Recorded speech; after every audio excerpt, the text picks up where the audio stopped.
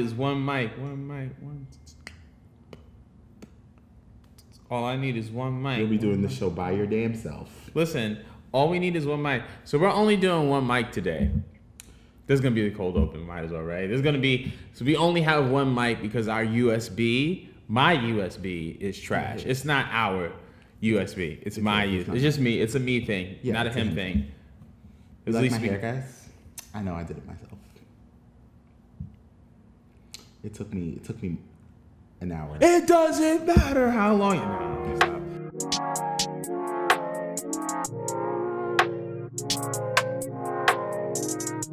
What's going on, everybody? This is one of your hosts, Jay the Creative. I don't know who I am today. I'm fine. I'll just be, regular old Angelo Carter. Playing the game on his phone. And welcome to Culture 316, where we push the conversation and culture of professional wrestling into the 21st century. Welcome to episode 117. Have a good amount. It's 117? Huh? Yeah, 117. 117. That is mad episodes. We have a catalog of content. But enough about us. Let's get to what's been the buzz of the professional wrestling world over the past week. NXT Takeover 25. It took place in Bridgeport, Connecticut this past weekend. We saw the crowning of some new NXT Tag Team Champions. Shayna Baszler retains. We saw a great matchup in Roderick Strong versus Matt Riddle. And we also saw a new NXT champion in Adam Cole Bebe. If you guys are wondering why I'm playing a game on my phone, it's because I don't want to talk about it. Well, we are going to talk about NXT TakeOver, but I do want to get your actual impressions on the show and what this show kind of means for the NXT product going forward. All right, let me close that. Well, I thought NXT TakeOver, there's never been a bad TakeOver. Absolutely. Ever. So, I think if you expected the show to be bad, then you clearly have never watched anything NXT. I think it's clear that the war is not between AEW and Monday Night Raw or SmackDown Live. It's between AEW and NXT. Right. Because NXT has consistently been putting out some of the best content in terms of, pro wrestling as a art form, storytelling, because I refuse to say sports entertainment. Pro wrestling as an art form, I think that is been NXT's consistent thing that they've always been doing, is just pushing pro wrestling as this thing that is cool.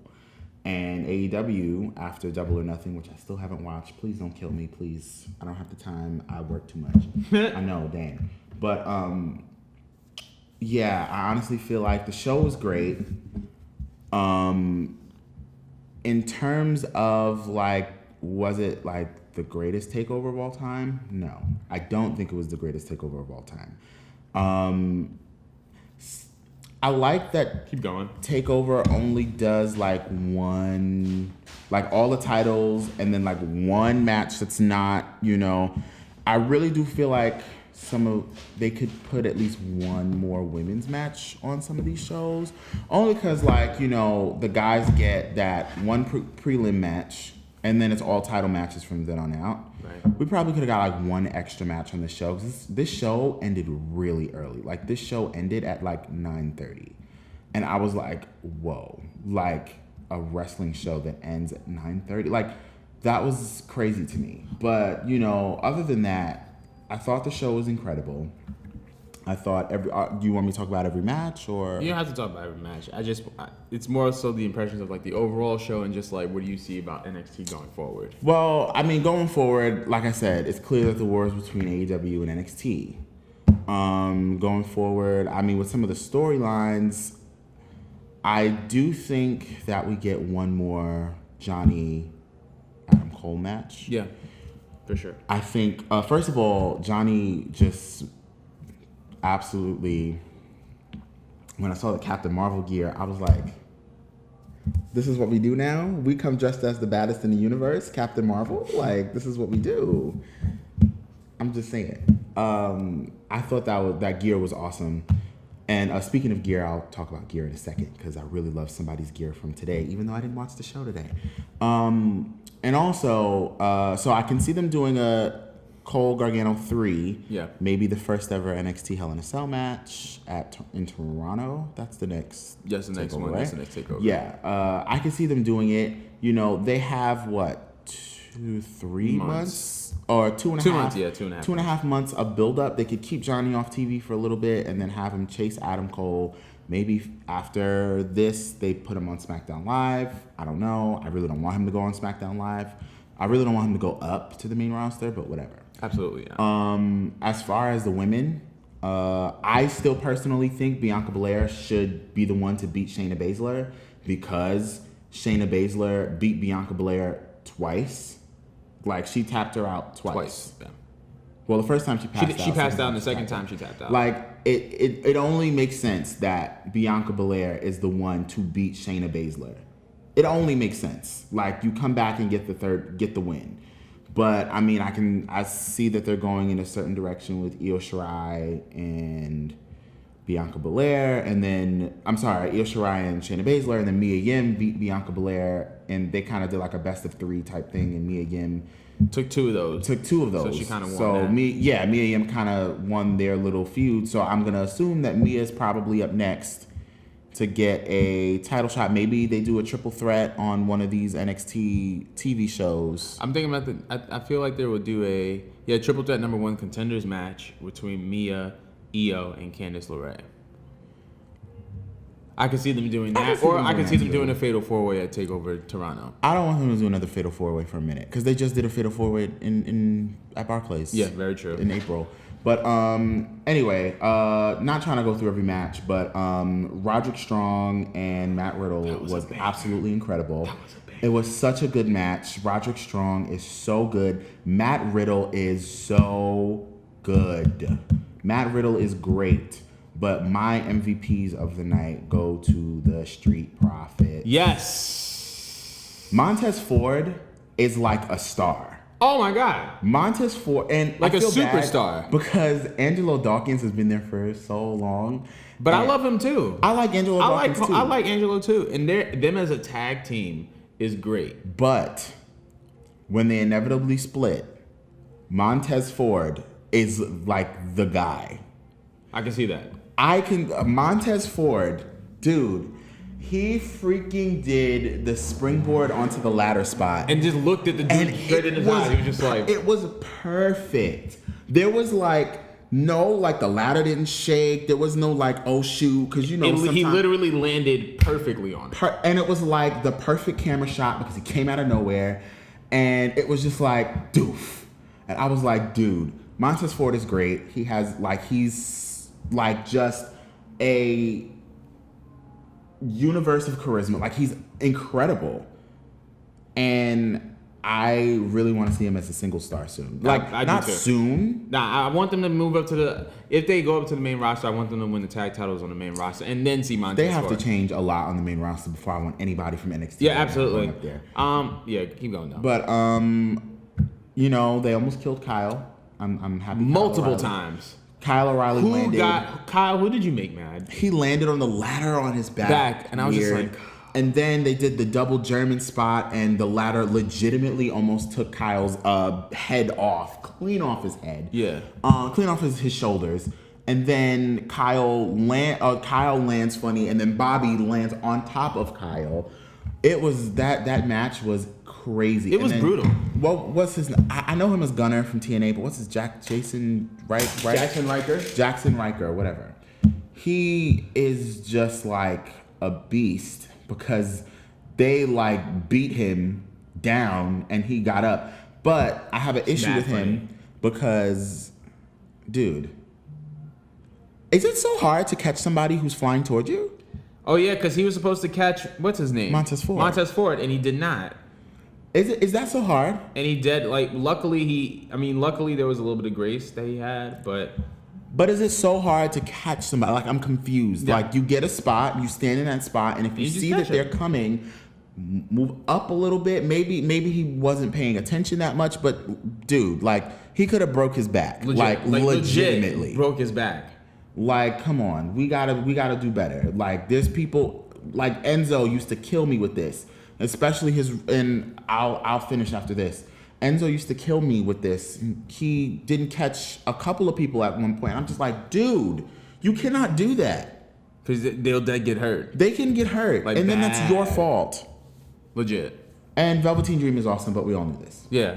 To kind of piggyback off of what you were saying, because I'm not going to make this super long. To piggyback off of what you were saying about the war, this is not a war on WWE. This is AEW versus NXT. This is Hunter's War, as I like to call it. Vince's war was in the 90s with the Attitude Era. Yeah. And this is Hunter's War, and it's the battle of the alternative products. See that stupid AEW shirt that Cody Rhodes put out? I actually like it. It's dope. But we're not going to get into that, though, because it's a whole different conversation. It's just... But I think that this kind of positions, and the announcers were plugging very much that this is the true alternative in sports entertainment. That line I thought was interesting from Nigel McGuinness. He was like, the true alternative. I'm like, he throws shots. Yeah, he threw a shot. I mean, like, hey, if it's a war, if it's a war, it's a war. And then also they scheduled NXT UK Takeover on August 31st. Same day as All Out. It was the same day as All Out. Obviously, it runs earlier because the UK runs on a different time schedule than the US does. But I just thought that was very interesting. Like, let's just be very, very clear. Hunter is definitely prepared for this.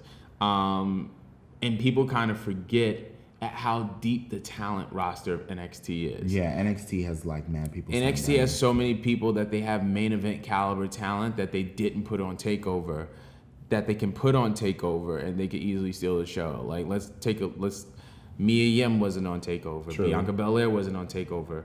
Keith Lee wasn't on TakeOver. The Hires, those ladies were not on TakeOver.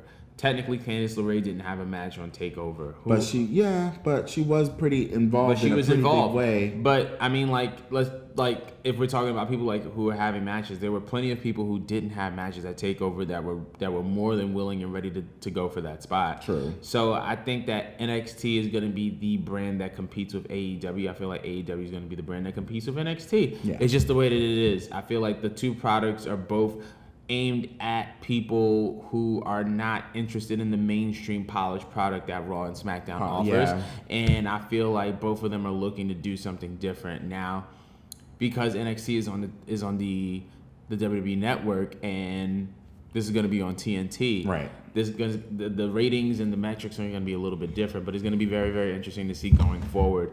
Also, I think that Undisputed is definitely going to be staying on NXT for a while, because they obviously Roddy lost to Riddle, and then the Street Profits picked up the tag titles. However, with Adam being the NXT champion, I feel like he's going to have a long reign with that.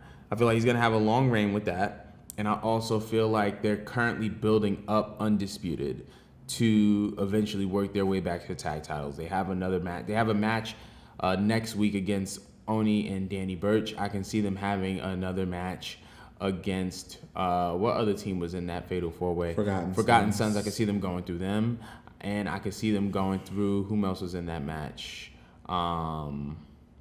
Cheese Louise.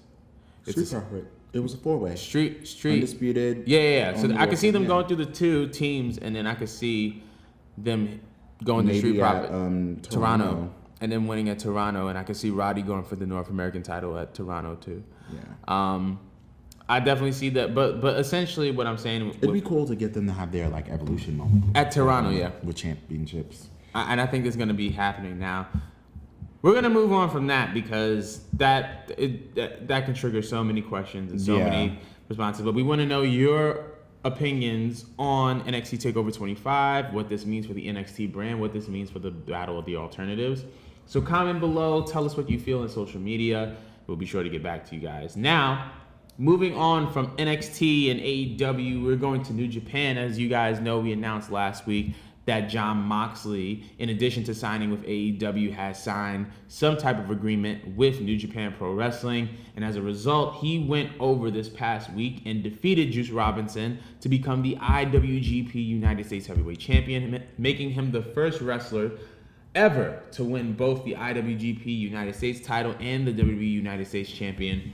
My question is, do you think this is an accomplishment that is noteworthy? And does this title win signify a possible partnership between All Elite and New Japan Pro Wrestling? Yes and no. Okay. I think if Jericho was to win the heavyweight, that would kind of be more of like, are we dreaming? Like, is this really happening? Right. Honestly, I think it's a pretty noteworthy accomplishment. I mean, regardless of where the United States Championship stands in the company, who's the United States champion right now? Samoa Joe. Is he? Yeah. I thought it was Rey Mysterio. But he relinquished it because he's injured. Didn't they have like a triple threat match?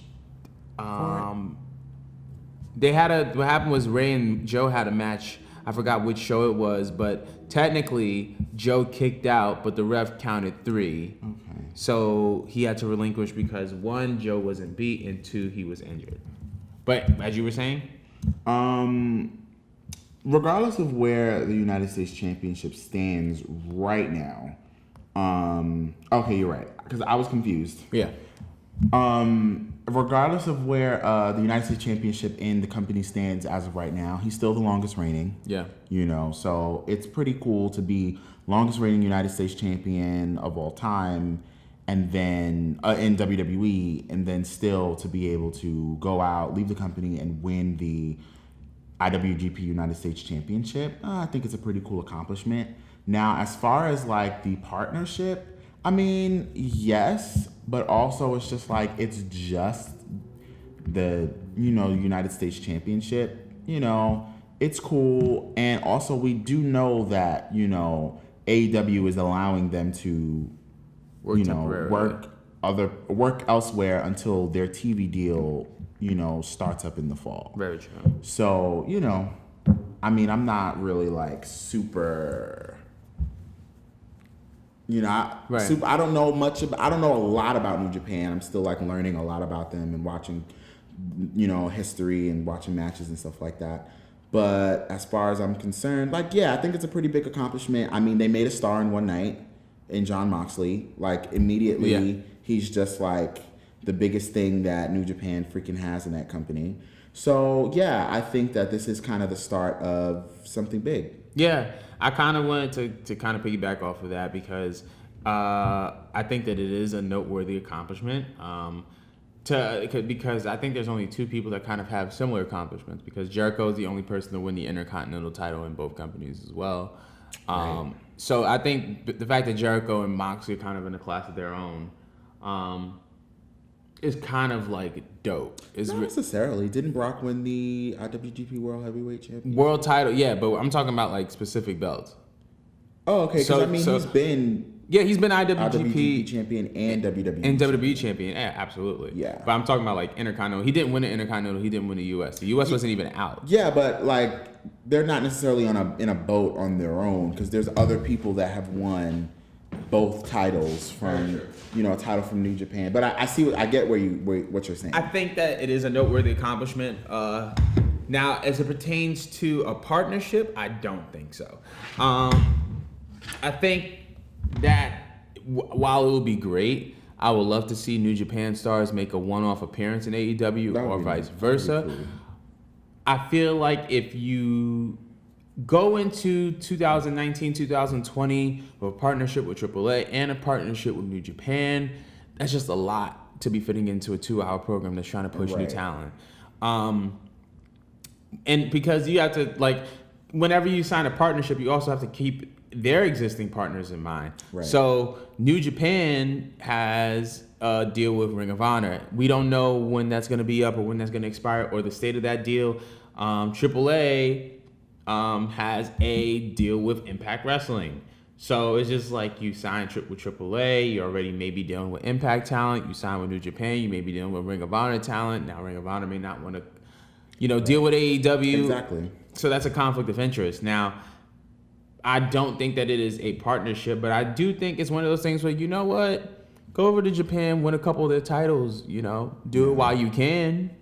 because once you with AEW, you may or may not have that opportunity, and so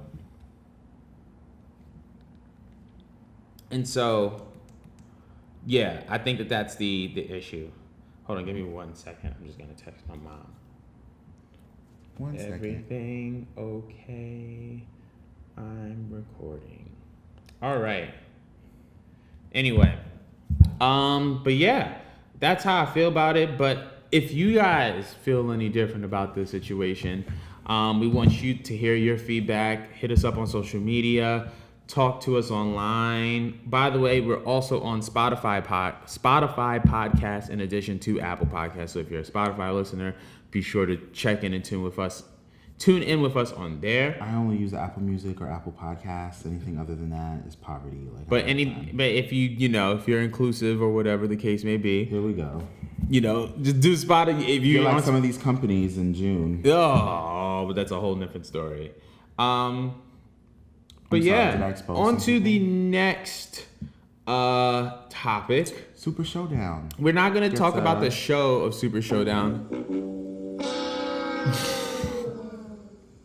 We're not going to talk about the show of Super Showdown because honestly, if you just want to watch it, go to WWE.com, WWE Network, and just see, or just go on social media and see how everybody feels, because I feel like everybody kind of feels how I feel and how you feel.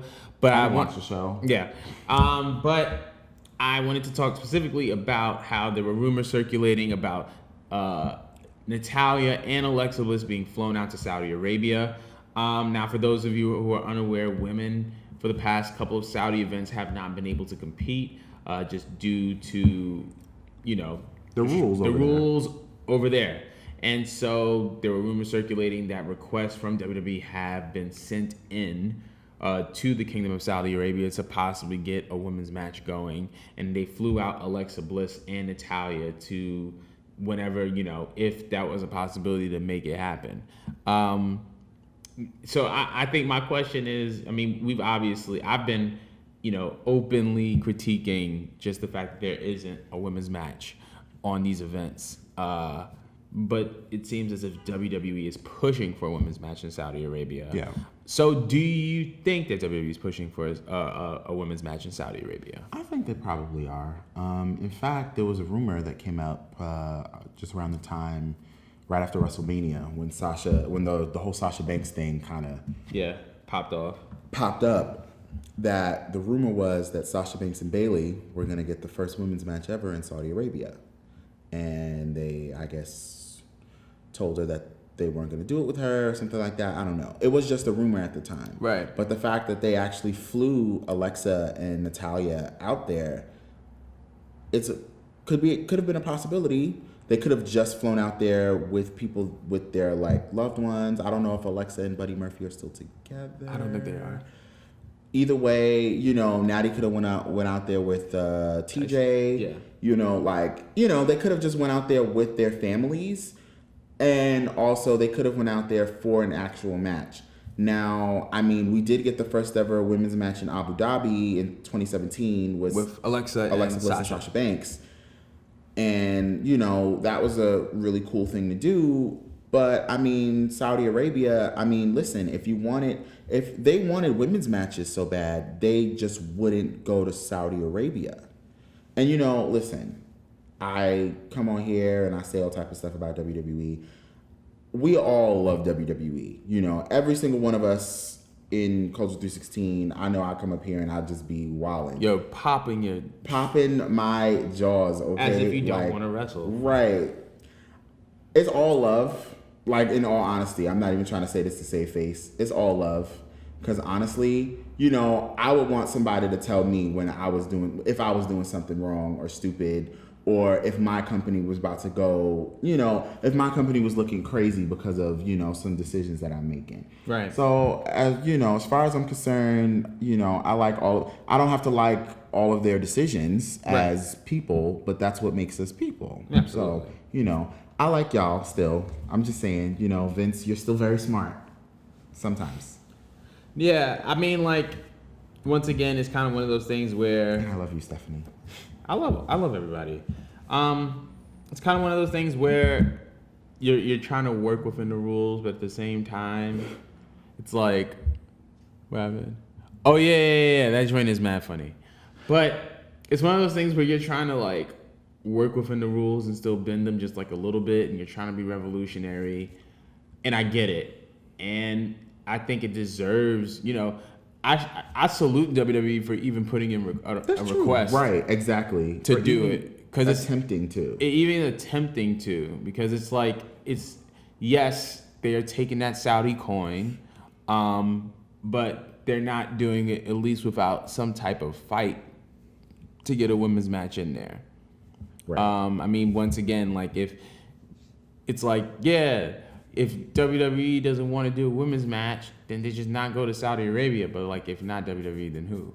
Because it's gonna be the same rules for everybody. Right. You know what I mean? It's not as if like AEW is gonna go over there and it's like, all right, you can get a women's match. And like, not to say that they should be like held at such a higher position just because they're over there, but it's just like the fact that one, they've gone over there and they've shown great hospitality and people have enjoyed the entertainment, right, and people have requested women's matches, and I think it's a part of Saudi's vision to be more progressive for women, and they've put in the request to do these matches, and then other women have done battle in the Middle East, and they've seen like how, that seeing what the product is and seeing what the outcome is. I think that it at least plants the seed. So I commend WWE for doing that. Yeah. Now it's like, once again, we can't get everything that we want right away, but I just yeah. I would love for us to get an Evolution 2 this year. Absolutely. Yes. It's not on the schedule, but I mean, if Stephanie, Hunter, Vince, and Shane didn't come out and say that we're the authority, like, I would really love an Evolution 2. I would really love, like, if we got like a big, something just to, the first Evolution, they were done dirty. But they still did great. Had a great show. Was honestly the sleeper pay-per-view of the year. It was a great, and literally from top to bottom. Cody Rhodes, when he left the company, the one line he said was, "I turned chicken, into chicken salad," and that's exactly what the girls did. Right. They took what they were given and they ran with it and went beyond, out of the park. And went above and beyond. Becky and Charlotte is still one of the greatest matches of 2018. 2018 did not give us a lot of good matches out of WWE. But Becky versus Charlotte is still a really great match. Really good match. So, in all honesty, I feel like, kudos to them if they really were pushing for having this women's match. Yeah. It really, it does show that they do want the women to, even though they haven't really been giving the women much to do, they have so many women on the shows, and they haven't really been giving them much to do. And then, of course, I got 2017 flashbacks when I heard who won the triple threat on Tuesday. And I was just like, oh, here we go again. But you know, it is what it is. I'm actually quite excited for what's the name of the next pay-per-view? Stomping Grounds? Why is that the name of the next pay-per-view? Listen. Why didn't they just go with like Backlash or Payback? Or, I don't know. Clash of Champions. I don't know. I really don't know. The but people I who am come up looking with forward these to names need prayer. They need intercession. Lay hands, some oil, just all of it. But anyway, if you guys feel as if WWE is making a push for a women's match in Saudi Arabia, we want to hear from you. But that looks like that's the end of our show for today. I just love this sound. I'm really tired, so that just gives you life. But we want you guys to follow us on social media at Culture316 on Instagram, on Facebook, on Twitter. We are on Apple Podcasts. We are on Buzzsprout. We are on Spotify Podcasts. Oh, you use Buzzsprout too? Yeah, I use Buzzsprout. So be sure to stream us on anywhere where podcasts can be streamed from. So once again, this is your host, Jay the Creative. I am Angelo Carter. And before we sign off, yes, if you have been, waiting for Heroes Inc., I apologize. There has been issues with my feed through Buzzsprout. There were a few issues, But it's back together, it's back online, and I will be talking about this disaster called Dark Phoenix tomorrow. Also, I'm having a photo walk on June 22nd. Oh yeah, what is that? I never even got a chance to read the. So it's a photo meetup. Essentially, I'm inviting a bunch of photographers. I'm inviting a bunch of people that want to get shot. You just walk up to a photographer. Hey, I want to shoot with you. Anyone. Oh, that's cool. And it's free. So wait, are they gonna have like pictures of their like work? Or, you can follow them on Instagram. Oh well, you have like their Instagrams in the invite page too. I mean, like anybody could post their info. If you walk up to a photographer, you just be like, "Yo, let me see your gram." Yeah, but I also feel like you should. All right, this is not the conversation. Yeah. But anyway, I'm having a photo meetup on June 22nd. Williamsburg, Domino Park, 4 p.m. If you can't make it, I'm taking donations, and the proceeds of those donations will be going to girls. I think it's like Girls Who Code, Black Girls Who Code, and it's just like a organization that's dedicated to equipping young Black women and women of color for careers in science, technology, engineering, and math, as well as just being in the digital space in general. So if you can't make it, that's okay. Just follow. It's on my RSVP page. You can donate and do all that stuff. But anyway, once again, I'm Jay the Creative. I'm Angelo Carter. And we look forward to seeing you next week. Woo!